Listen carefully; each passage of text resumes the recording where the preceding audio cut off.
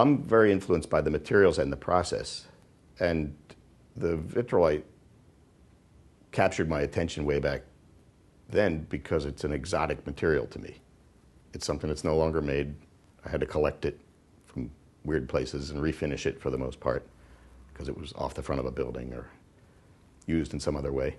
So all those kinds of glass, from vitrolite to oddball plate glass, things that I found, and glass rods and tubes and industrial glass that intrigued me, became a palette for me to work with that I think influenced the look of my work a great deal. There was a dealer that had a bunch of dome glass, and there was an owl, and it was very dark, brown, dumb-looking thing with a couple of triangles sticking off the rim and another one that represented the beak. And so I decided to make some animal vases. Now mine are, they're pretty bold and splashy color. I never intended them to look like taxidermy. I didn't want them to look realistic. I wanted them to look like glass. So the eyebrows of that alligator, for instance, are full of chunks of green glass.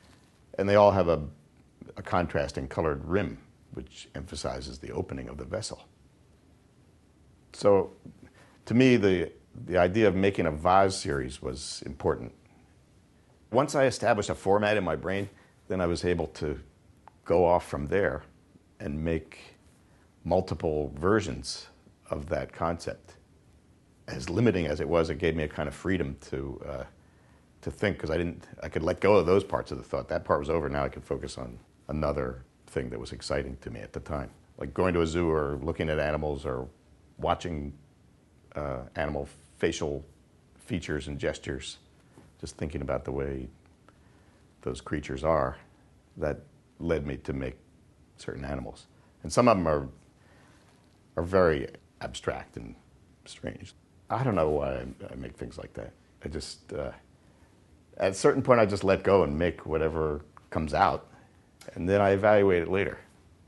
I try not to think too much. Once I get started making something, there's no point in thinking it out too much anymore, because then it'll lose all its momentum.